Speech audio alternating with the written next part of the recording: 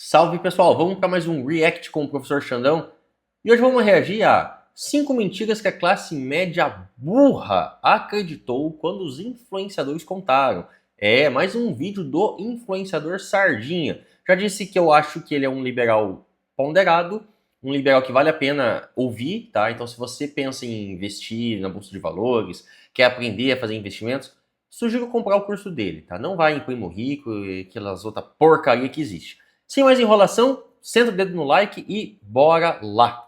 Bom, hoje a gente vai conversar aqui sobre 5 mentiras que os influenciadores acabam contando aí e que a classe média normalmente acaba caindo, né? É por isso que a gente tem esse quadro aqui que chama Burrices da Classe Média. Não é te chamando de burro, é dizendo que todo mundo comete algumas burrices às vezes e que atrasam muito a nossa vida. Eu poderia começar dizendo que a primeira é um evento 100% online e 100% gratuito, né? Mas essa eu acho que vocês já estão cansados dela. Acho que todo mundo já acabou caindo nesse golpe aí. Você vai ali, assiste o evento 100% online, 100% gratuito. Quando chega no terceiro dia, você vai ali e tem que se matricular num curso e tal. Esse é o modelo do 6 em 7, né? Foi criado pelo Érico Rocha, um cara genial que inventou esse modelo ali pra poder ganhar bastante dinheiro. Funcionou, ensinou isso pra um monte de gente e virou escola. Eu fico feliz de nunca ter feito um evento 100% online, 100% gratuito. Tô nisso aí tranquilo. Outro tipo de golpe muito comum também é dizer a marca que eu uso é a X por tal razão, quando a gente sabe que todos eles vivem de publicidade, o que não é nenhum problema, né? Acho que seria o mais inteligente se desenvolvessem as próprias marcas ali. Mas não vou falar de nenhuma dessas coisas aqui. Eu quero conversar sobre algumas mentiras que eu vejo muita gente acreditando e que levam as pessoas, principalmente da classe média, a sonhar com um futuro muito melhor e cometer erros gravíssimos na própria vida. A primeira coisa...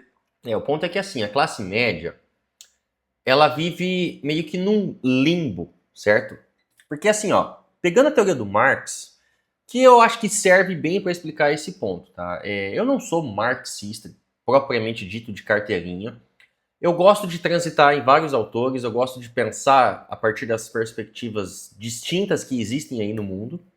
E eu acho que determinados autores servem muito bem para explicar determinados assuntos, determinadas realidades, determinadas condições, tá? E portanto, eu vou brincando. Eu uso um determinado autor em tal momento, depois eu uso outro, tá? Mas não é porque eu estou citando Marx que eu necessariamente sou marxista. Reconheço, tá? E aqui uma opinião clara minha de que o Marx foi talvez o maior pensador do século XIX.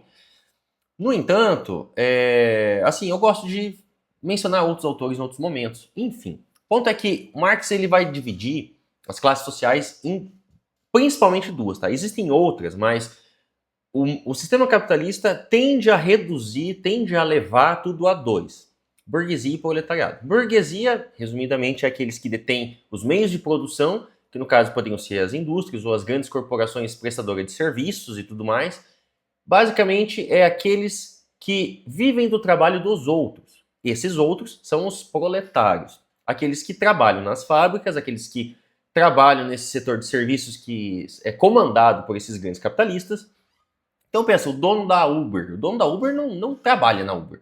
Ele não faz corridas, entendeu? O dono da Uber mesmo, ele também não trabalha aqui na Uber Brasil. Ele tem um CEO representante da Uber Brasil, que tem um CEO representante da Uber Itália.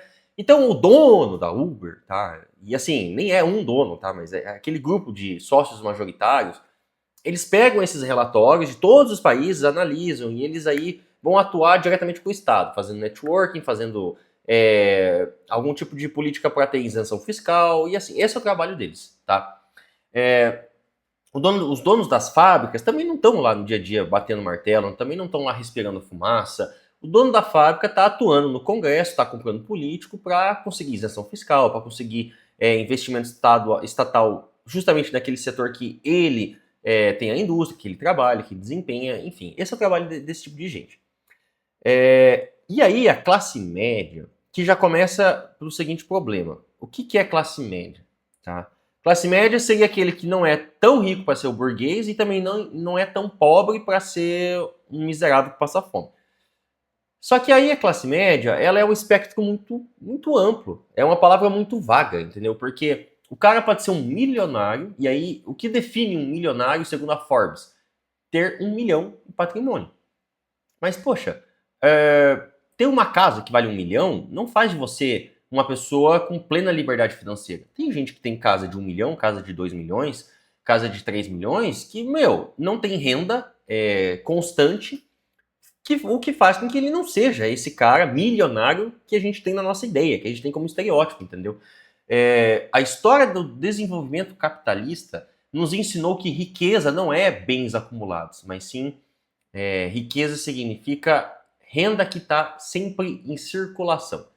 Para saber se a pessoa é rica, para saber se o país é rico, você tem que ver a circulação econômica. O tanto que gasta, o tanto que compra, o tanto que vem, o tanto que vai. É isso que determina riqueza ou não. Não é o cara ter terreno, casa, ouro estocado. Não, não é isso. Durante um bom tempo, no mundo mercantilista, a gente achava que riqueza era medida por reservas de metais preciosos e etc. Hoje a gente já vê que não. Tá? O que determina é o fluxo, é caixa, é liquidez. É o que você vende, é o que você compra, e essa movimentação financeira que vai determinar se você tem dinheiro ou se você não tem dinheiro de verdade. Então a classe média, que nem eu disse, pode ter o cara que tem 1 milhão de patrimônio, 2 milhões, 3 milhões, 5 milhões, mas se ele não tiver uma renda, se ele não estiver movimentando nada de capital, ele é qualquer um, entendeu? Então já começa por aí.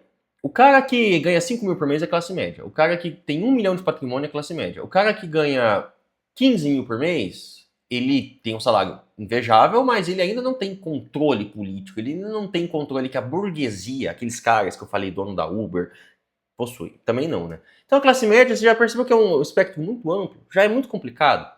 E aí a gente tem pessoas dentro dessa dita classe média que vai lá, ganha os 15 mil por mês, que ganha os 20 mil por mês. Então ela tem acesso a uma vida legal, consome legal, portanto ela já começa a achar, na falsa ilusão, e que em algum sentido nem é falso, tá? Porque o cara que ganha 15, 20 mil por mês, ele é uma das pessoas que mais recebem no Brasil. Ele tá ali no top 7, top 8, 9, entendeu? Salários do Brasil, porque a grande maioria das pessoas recebe um salário mínimo. E alguns nem um salário mínimo, tá? Então, para você ganhar 15, 20 mil por mês, você tá no topo, velho. E 15, 20 mil por mês é um salário massa, e aí a gente vê um paradoxo. É um salário muito bom, mas ainda assim você não é ninguém, perto dos caras que ganham 500 milhões, perto dos caras que ganham 500 mil, e assim por diante. O cara da Uber, quanto que o cara da Uber ganha por dia, entendeu? O Neymar, tá entendendo? Então a gente tem esse paradoxo que ele é um paradoxo muito difícil de ser solucionado. Essas pessoas acham que mandam, acham que estão por cima da cocada preta.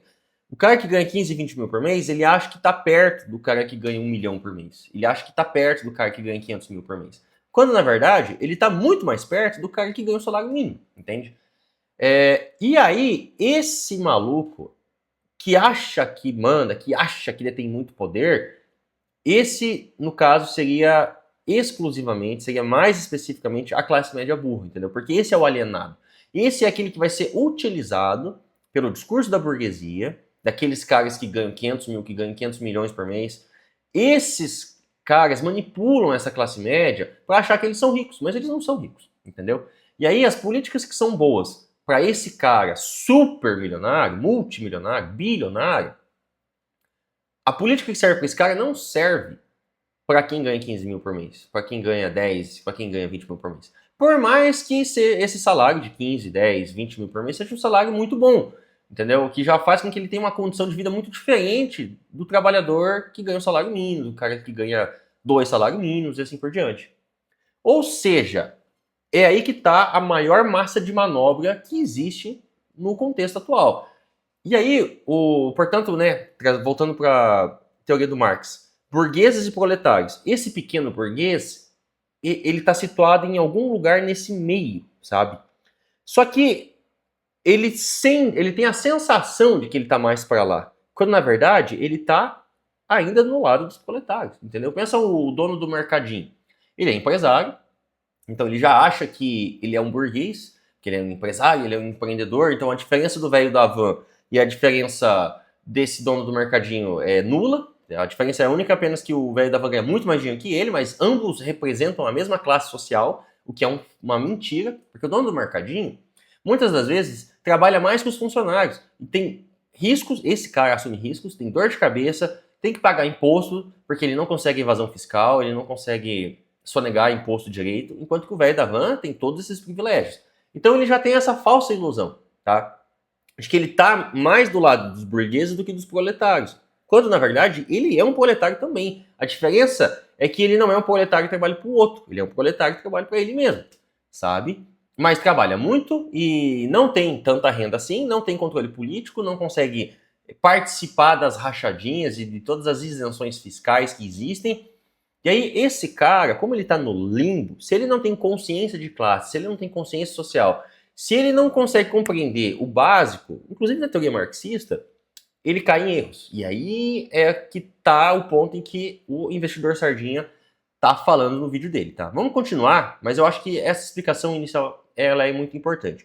A classe média, ela é um dos pontos que proporcionam essa capacidade de rejuvenescimento, de resiliência do capitalismo, tá? A classe média é a massa de manobra necessária para os donos do capital continuarem exercendo o seu poder.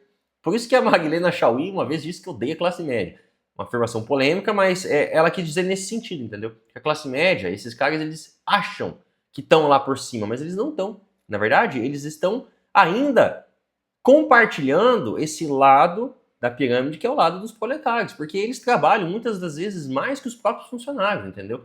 Assumem riscos e sim, tem uma renda, tem um patrimônio até legal, mas isso não os aproxima de quem verdadeiramente manda.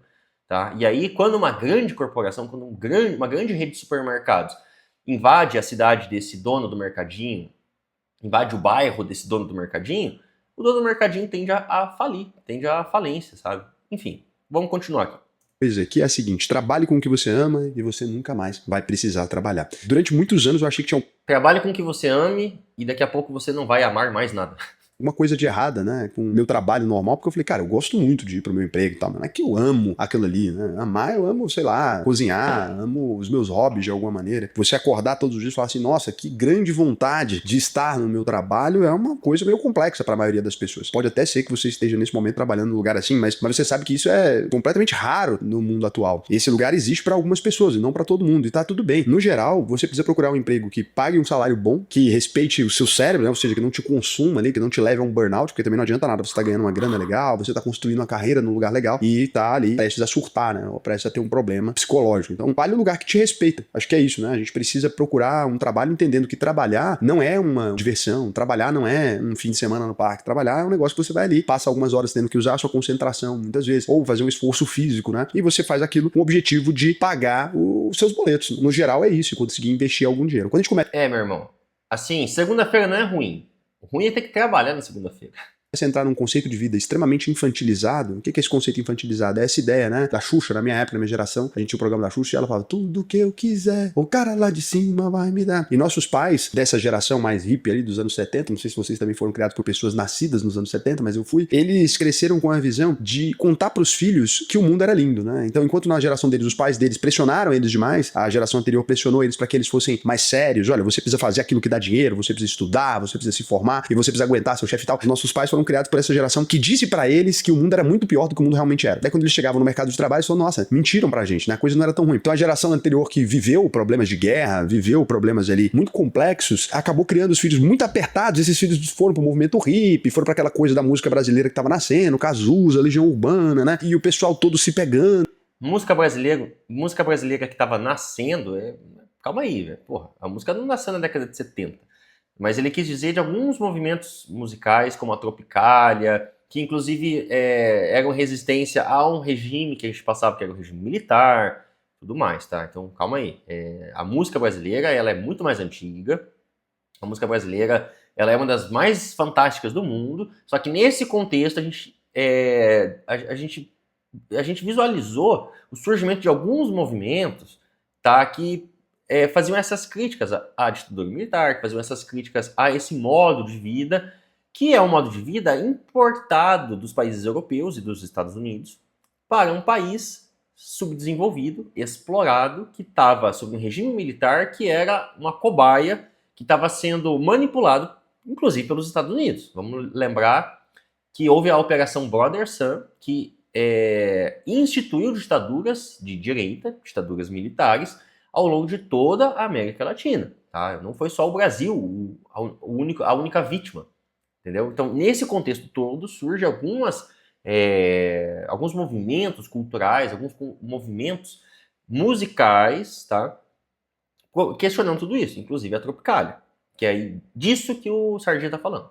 aquela coisa, o Rock in Rio começando, uma diversão danada, e a gente é filho dessa geração. O Rock in Rio daí já é final da ditadura, tá? Daí já é um pouco depois, já é outro rolê. Que viveu uma repressão muito grande, que se libertou de repente, diretas já, conseguiram votar e tal. Então, eles colocaram na nossa cabeça que a gente era capaz de fazer qualquer coisa, que bastava a gente sonhar e se dedicar, que o mundo ia funcionar da maneira como a gente quisesse. Obviamente. Mas aí também tem outro ponto que a gente precisa lembrar, é que a década de 70, a década de 80, era um período onde o capitalismo estava prosperando, tá? Era um momento onde algumas tecnologias que estavam sendo pesquisadas, que estavam sendo desenvolvidas desde o início do século XX, elas já estavam ganhando forma para já começar a ser implementada na sociedade, a ser vendida, ou seja, a capital para ser realizada. E aí, isso gerou um desenvolvimento, tá? Era um período de prosperidade do mundo capitalista, somado a ideias de... Claro, isso não muito aqui no Brasil, mas lá na Europa e no Ocidente, nos Estados Unidos, somado à ideia de estado de bem-estar social. Então era um capitalismo que crescia, que tinha espaço para crescer e, ao mesmo tempo, que tinha espaço para ajudar a população mais pobre, para fazer programas sociais. Tanto que, às vezes, a gente acha, né, um espantalho, assim, de que a esquerda é quem defende programas assistencialistas. Na verdade, isso é uma pauta da direita, entendeu? O problema é que a extrema-direita é contra isso. E aí o que nós temos no Brasil hoje é somente a extrema-direita. Mas assistencialismo, renda básica universal são medidas de direita, entendeu? Para mitigar a extrema pobreza, para mitigar o sofrimento do ser humano, para fazer com que o ser humano pense: poxa, o capitalismo não é tão ruim assim. O capitalismo me dá uma renda básica universal, entendeu? Um salário mínimo universal. O capitalismo me dá um vale-gás. Tá? Então são medidas de direita tudo isso. A gente acha que foi o PT que começou com isso. Fernando Henrique Cardoso já estava dando vale gás. Fernando Henrique Cardoso, o governo que mais privatizou o Brasil, tá entendendo? De direita total, assim, total, que inclusive afundou a nossa indústria, tá? Portanto, a gente tem que ter isso em mente. O capitalismo, naquele contexto, que era um contexto de Guerra Fria, onde você tinha a iminente ameaça do mundo socialista, da União Soviética, que estava crescendo, que estava tendo seus desenvolvimentos. Então você não podia dar brecha para as pessoas pensarem que a União Soviética era melhor que os Estados Unidos. E aí você tem esse estado de bem-estar social, que é algo, é capitalismo, mas um pouquinho mais para cá. Não é a extrema direita, como foi os movimentos fascistas, como é agora o Brasil do Bolsonaro, e essa porra toda aí. Então era um outro mundo. Nesse mundo onde o capitalismo cresce, onde essas tecnologias estão ganhando forma, onde existem mercados consumidores, onde as coisas ainda não tinham bem valor, terreno, sabe? Pô, quantas histórias aí, todo mundo já conheceu alguém que tinha um monte de terreno e trocou um terreno por uma vaca, trocou um terreno por um carro e hoje não tem mais nada, tá? Hoje tem uma vaca e um carro e não tem onde morar. Então, assim, era outro contexto, era outra realidade social, econômica e política, entendeu? Essa outra realidade proporcionava uma esperança, proporcionava, assim, porque de fato, se você se dedicasse, se você se esforçasse, trabalhasse, você juntava dinheiro e comprava um terreno, que não valia tanta coisa assim. Você vivia bem, entendeu? Hoje, o mundo é outro. Hoje o capital tem problema para se realizar. Hoje a fronteira da tecnologia ela é cada vez mais sofisticada, ela é cada vez mais cara, cada vez mais inacessível, entende? E os mercados imobiliários, por exemplo, já tomaram conta de tudo virou especulação. E aí quando você especula e aumenta o valor daqui, aqui também necessariamente sobe. Então começou a virar bolhas e bolhas e bolhas. A bolha dos imóveis é uma das mais brutais e pornográficas que existem, tá? Condomínios de luxo que são feitos para vender para políticos corruptos, ou seja, para lavar dinheiro, que especulam, que elevam o valor das coisas a uma coisa absurda, tá? Você vê Balneário Camboriú, os caras vendendo apartamento naquela merda daquela cidade a, tipo, 20 milhões, tá entendendo? É uma coisa assim que não tem cabimento, que não vale, entendeu? Mas pela especulação no mercado, eles jogam para esse valor que é totalmente artificial. Então a gente vive esse mundo, esse contexto, tá? Esse capital fictício, esse mundo da especulação, do mercado financeiro, ele já existia naqueles tempos, mas era algo ainda muito menos concreto. porque ainda a economia, até a década de 70, ela tinha lastro, ou estava começando a ser moeda de puro crédito, tá? Então antes tinha lastro em ouro e assim por diante. Agora é puro crédito. E se é puro crédito, é pura especulação, é puro capital fictício, que é o que esses caras fazem. Balbúrdia do mercado imobiliário, balbúrdia do mercado da inteligência artificial, do mercado financeiro e assim por diante. Então, eu acho que isso é importante para a gente ter em mente. O mundo não é o mesmo. E se o mundo não é o mesmo, antigamente a gente tinha, de fato, uma esperança. De fato, as coisas, se você trabalhasse, você ia conseguir comprar o teu terreno, comprar o teu carro. Hoje está muito mais difícil. Muito, muito mais difícil. O que leva as pessoas a não terem mais esperança. Então, os jovens, eles estão desacreditados. Os jovens, eles estão desiludidos. Se eles não vêem esperança, lembra da frase de Kierkegaard? Se eu pudesse desejar alguma coisa para minha vida, desejaria que nunca se apagasse a chama da possibilidade. Enquanto você enxerga a possibilidade, você é jovem, as coisas podem acontecer. Quando você não vê mais possibilidade, seja para conseguir um emprego, seja para conseguir um relacionamento, seja para conseguir desempenhar determinada função, se você não vê mais essas possibilidades, aí já era. Véio. Aí você sucumbiu, e aí você está ficando velho, e aí você só tem a morte à sua frente. Tá? Então esse é o ponto que a gente se encontra.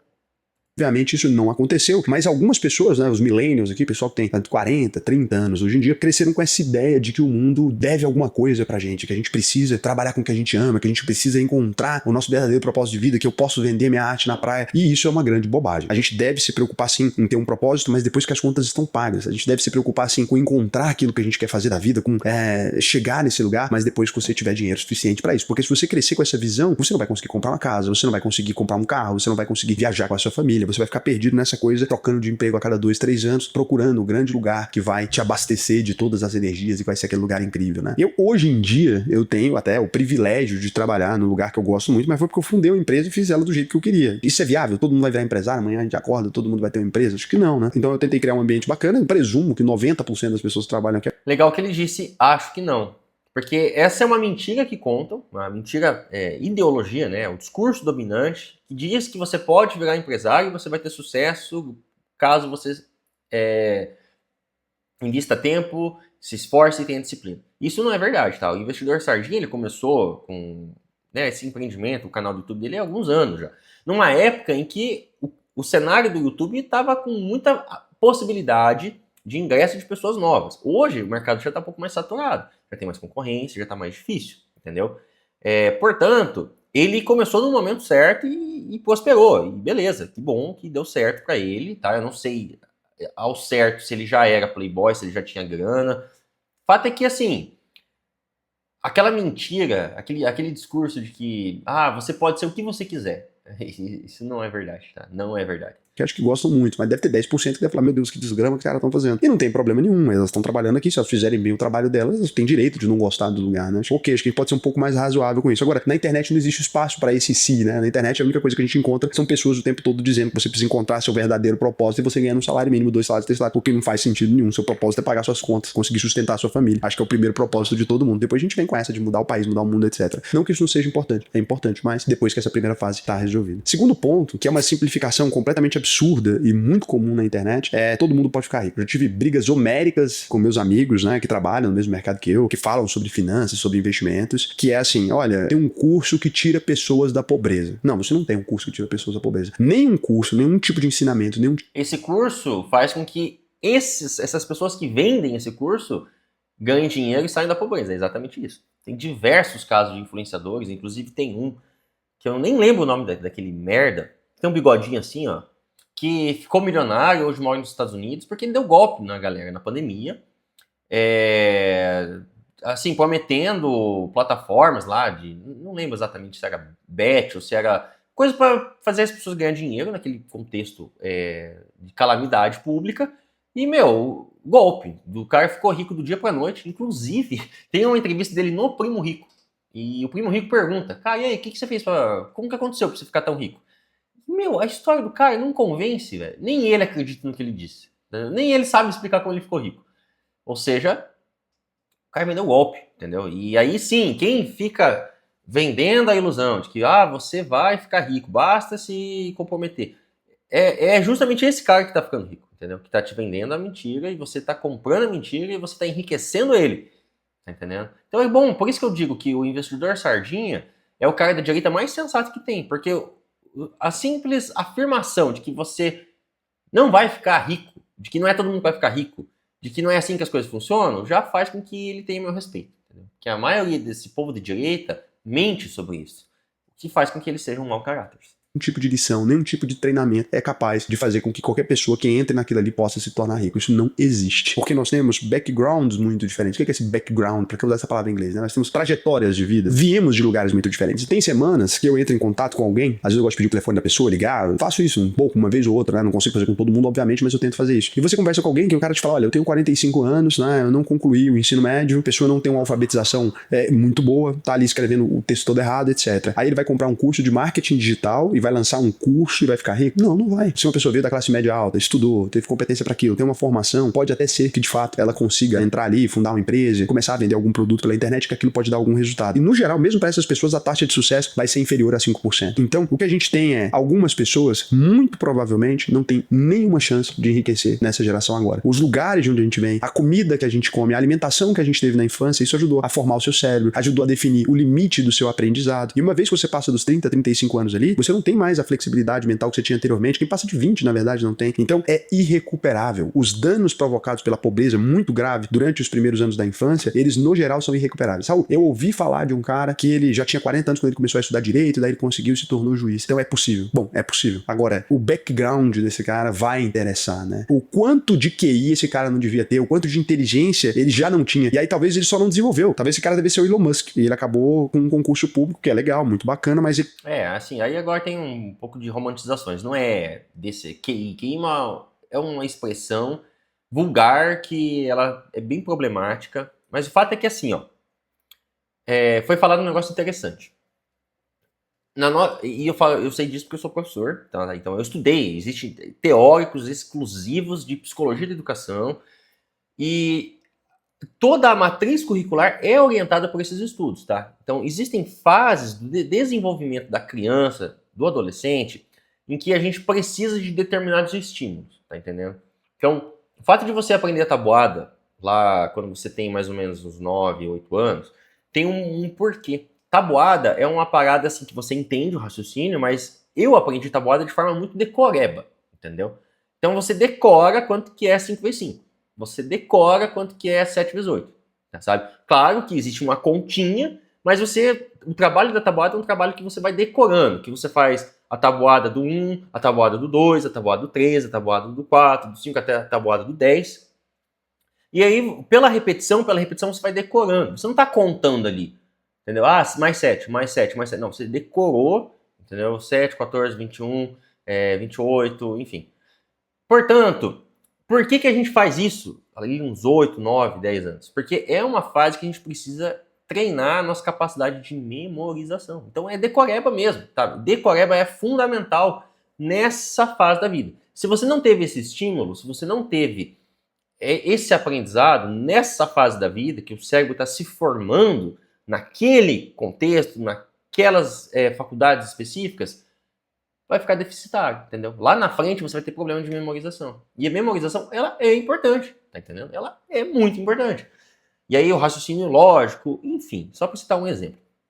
Portanto, se você não teve bons professores, se você não teve uma família que te influenciou nessas fases, entendeu? Ali quando você tinha 6 anos, ali quando você tinha 8 anos, ali quando você tinha 12 anos, e aí se você não teve outros estímulos que começam a formar o cidadão com uma visão mais crítica da sociedade, ali com 15, que é mais ou menos o contexto do ensino médio, cara, fica tudo mais difícil depois. Se você for aprender tudo isso com 35, com o cérebro já formado, com o cérebro já viciado, entendeu? Você tem que desaprender para aprender de novo, para construir de novo. É muito mais difícil, tá entendendo?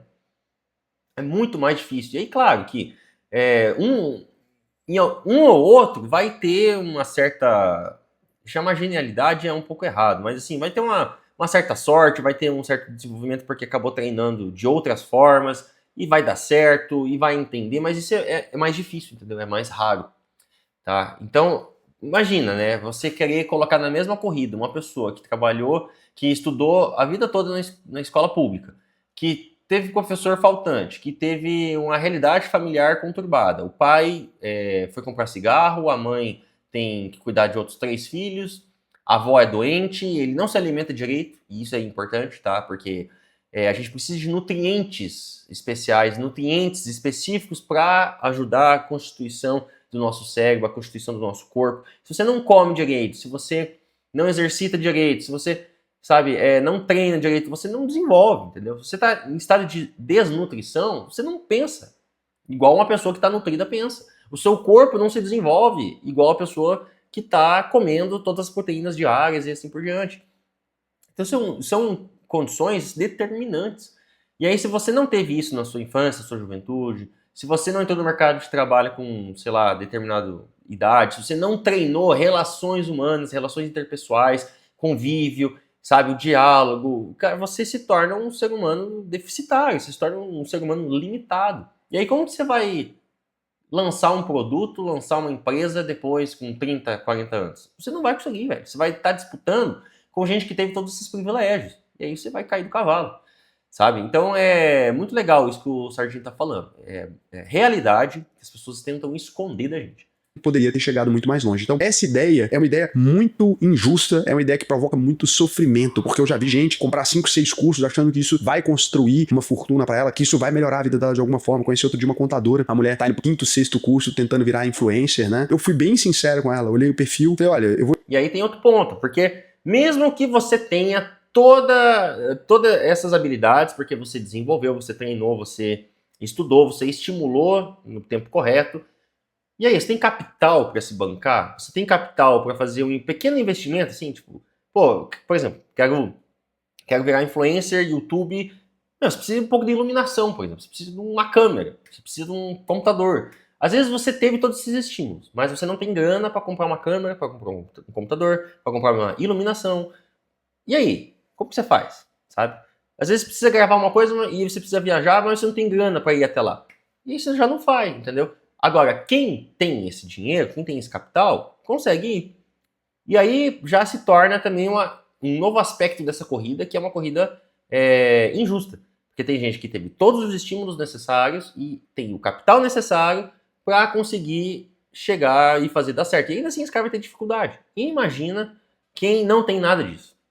Vou te dizer algumas coisas que talvez ninguém nunca te disse. Fala com a língua muito presa. Você não tá com uma boa aparência, né? Você não tá, talvez, com dinheiro suficiente pra mexer nessa aparência. Você não tem zero das características que você precisaria ter. Você escreve completamente errado. Seu português é horrível. Então, assim, não tem como. Você não transmite nenhum tipo de autoridade. Quando eu olho o seu conteúdo, eu não tenho vontade de te contratar pra fazer a contabilidade da minha empresa e muito provavelmente outras pessoas também não. Quer dizer que ela não possa migrar de nicho, tentar alguma outra coisa? Eu acho que pode. Ela poderia até virar uma influenciadora, né, de outro tipo de conteúdo. Mas aquilo que ela está tentando fazer, curso nenhum online vai resolver. Não se resolve a alfabetização com curso online. Não se resolve o fato de você não ter tido uma boa instrução nos primeiros anos da sua infância com curso online. Não existe esse caminho. Deve ter algum tipo de solução que eu desconheço, mas eu nunca vi um adulto, depois de já formado, com 30, 40 anos, essa pessoa conseguir ir lá e fazer aquela formação. E aí, se você ficar comprando cursos e cursos e cursos, desculpa, estão mentindo pra você. Não vai ter como. Raul, mas agora estão dizendo que eu vou ter um curso que eu vendo e-book como afiliado e que vai funcionar. Pessoal, se fosse possível, de fato, né, você vender o e-book como afiliado, pra que uma pessoa ia transferir esse dinheiro pra outra pessoa? Se fosse só colocar uma campanha do anúncio, era simplesmente essa pessoa rodar o anúncio e ficar com ROAS, né, com esse dinheiro pra ela. Então, não faz muito sentido. Você não vai conseguir essas campanhas de afiliados, etc. Pode ser que o afiliado do Boticário, tal, que eu consiga vender e ganhar um dinheirinho aí, você consegue. Isso vai enriquecer? Não, cara. Infelizmente, né, o processo de enriquecimento, ele não está disponível para toda a população. Ah, mas se eu investir, né, eu tô ganhando 5, 6 mil reais, se eu investir 2 mil reais por mês, eu vou ficar rico? Vai, mas aí o tempo que vai demorar, né? É outra coisa que às vezes as pessoas não comentam. Então, assim, investimento deixa rico? Cara, completamente devagar e você já precisa ter renda. Então, se você não tem dinheiro, não adianta. Investimento não serve absolutamente para nada para quem não tem dinheiro. Vamos supor que você consiga ganhar taxa de juros de 12%. Olha só, investindo 2 mil reais por mês com 12% de rentabilidade, aqui eu tô colocando até nominal, para nem colocar inflação e etc. Você vai demorar 20 anos para atingir 1.800.000. E quando 1.800.000 vai ter talvez perdido um pouquinho do valor. Mas taxa Selic agora tá em 15, né? Aí vamos colocar 10, que aí vai dar certo. E colocou 2 mil, né? Quem que consegue guardar 2 mil por mês?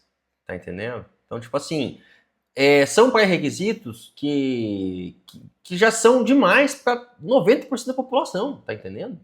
Tem gente que ganha 2 mil por mês. Como que o cara vai guardar 2 mil por mês? Tá entendendo? Então aí acaba virando aqueles memes, né? Porra, velho, você quer ficar rico? Você quer ter 1 milhão? Então faz o seguinte, você guarda 100 mil por mês, em um ano você tem 1 milhão. Tá entendendo? É tipo, é esse nível, tá?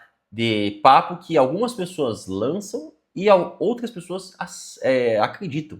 Tá? Então vai dar R$ 1 milhão, por exemplo. Vai ser em dinheiros lá, porque aí seria a taxa de juros correta. Então daqui 20 anos você teria R$ 1 milhão. Você vai ter ficado rico. Eu não sei se hoje em dia R$ 1 milhão é completamente rico, mas você vai ter adquirido um bom patrimônio. Agora, olha o tempo que levou. Quantas pessoas hoje no Brasil ganham R$ 5 mil por mês aí que conseguem guardar, que conseguem investir R$ 2 mil para criar essa fortuna, né? Então é muito difícil. Eu falo assim, por que é injusto esse processo de comparação? Eu me lembro que meu avô era um cara extremamente inteligente. Apesar de ter tido uma infância pobre, ele nasceu na fazenda, então ele teve uma boa alimentação, teve uma boa nutrição ao longo dos primeiros anos de vida. Isso faz toda a diferença, ninguém comenta isso, não tem influência falando, olha, a nutrição que você teve pode não ter sido adequada, você nunca vai conseguir colocar em prática o que eu ensino. É possível, mas ninguém vai te falar. E aí meu avô, apesar de ter tido uma boa nutrição, ele não foi pra escola. Então meu avô, ele não estudou nada, nem em primeira série, nem nada. E aí minha avó estudou, por outro lado. Minha avó já nasceu mais rica, né? Meu avô trabalhava na fazenda da minha avó, ele era peão na fazenda, e minha avó já teve oportunidade de ir pra escola, mas ela nunca se dedicou, nunca se importou muito com isso. Enquanto meu avô, ele aprendeu a ler com a minha avó. Minha avó ensinou ali, meu avô a ler, né? Dava os livros pra ele, ajudava ele com a Bíblia e tal, ensinou ele a ler. Meu avô, como tinha muita capacidade intelectual ali, mesmo tendo vindo de lugares onde minha avó tinha um privilégio muito maior, ele não tinha privilégio nenhum, depois os dois acabaram ficando pobres, porque os dois se casaram e meu avô não quis nada da família da minha avó, né? Contrariando a expectativa da mãe da minha avó, que era que ele cuidasse da fazenda. Depois ela morreu e perdeu esse dinheiro, nunca mais existiu. Mas minha avó mudou com meu avô pra Goiás, então ele não teve acesso a nada depois daquilo, virou pedreiro. E ele assistia, tinha um programa na TV chamado Telecurso 2000. Meu avô assistindo o programa Telecurso 2000, ele aprendeu matemática avançada, assim, aprendeu muita coisa e conseguia entender, conseguia me ensinar o dever de escola. Mesmo quando eu tava na oitava série, meu avô ainda pegava e me ensinava o dever de escola e tal, sendo um matuto, um peão, etc. Agora, o quanto ele teria chegado muito mais longe se ele tivesse tido a oportunidade, de fato, de estudar igual minha avó teve. Mesmo que fosse só o básico, escolinha de fazenda, né? Se ele tivesse tido acesso a um professor, muito provavelmente ele teria conseguido se desenvolver bem mais. Tanto é que eu e meus irmãos, né, a gente tendo acesso a coisas mais básicas, que meu avô não teve, uma escola, etc. Meu irmão, pô, fez doutorado, né, chegou a estudar fora. E não tinha dinheiro, bolsa mesmo, né? Conseguiu bolsa pra estudar fora. Eu consegui abrir a empresa, eu consegui ter muito sucesso. Agora, ele tinha como? Meu avô, ele conseguiria? Não, acho que provavelmente não, né? Já tava. Esse é um ponto que é uma história legal que eu gosto de contar, porque assim, teve uma vez, tinha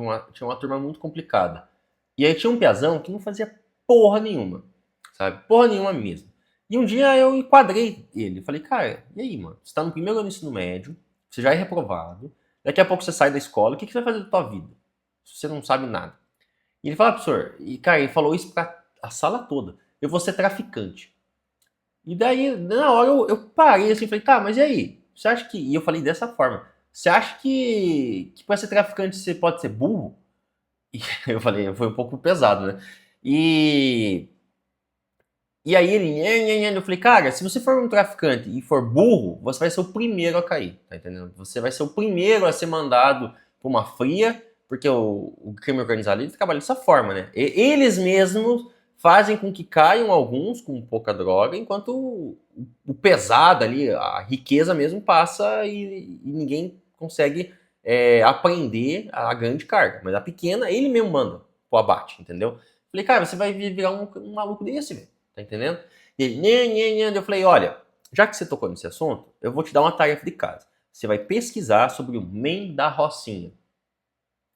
E aí naquela aula, conforme eu ia explicando, daqui a pouco eu parava e, qual que é o maluco que você vai pesquisar mesmo? Ele, professor, MEN da Rocinha. Aí daqui a pouco, passava mais uns minutos, qual que é aquele cara mesmo que você vai fazer uma pesquisa pra mim? Professor. Enfim, a história do MEN da Rocinha é uma história didática nesse sentido. O cara da favela, ele tinha uma filha com uma doença, com tratamento muito caro, e ele não tinha dinheiro, e chegou pro dono do morro e falou, olha, você paga o tratamento da minha filha? Eu trabalho para você. E aí ele começou a crescer ali dentro, e ele começou a disputar cargos de gerência da favela da Rocinha. E até que chegou no momento em que ele conseguiu assumir o controle, e ele teve uma ideia genial. A sacada dele foi assim, a favela não pode ser um lugar perigoso. A favela tem que ser um lugar de segurança, porque assim o playboy entra na favela, porque ele não se sente mais inseguro. Ele entrando na favela, a favela vende mais. E nessa sacada, até simples, velho, o cara conseguiu fazer o faturamento do Comando Vermelho ali na Rocinha e ir para 30 milhões por mês, tá entendendo?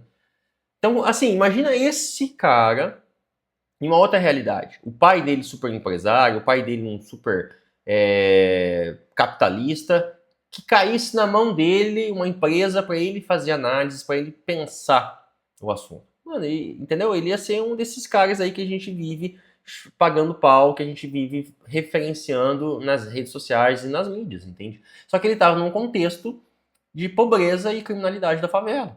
sabe? Então é isso, é exatamente isso. Quem tem oportunidade, vinga, velho, sabe? Como que Donald Trump... Cara, Donald Trump, quando ele fez 18 anos, o pai dele deu $1 milhão para ele começar a vida, velho. Porra, aí até eu, tá ligado? Se você me der $1 milhão, com o conhecimento que eu tenho, com a sabedoria que eu tenho hoje, mano, eu deslancho, tá entendendo? Mas eu não tenho quem me dê $1 milhão para começar a minha vida, sabe? Mas enfim, se você ficou aqui até aqui, eu agradeço. Você pode apoiar o canal com o Pix aqui em cima, você pode comprar os meus cursos, ou você pode simplesmente curtir, comentar e compartilhar. E mais importante, se inscrever no canal. O canal é novo e esse apoio inicial é fundamental para que a gente continue gravando e para que o canal ganhe cada vez mais forma. Valeu, um abraço e até a próxima.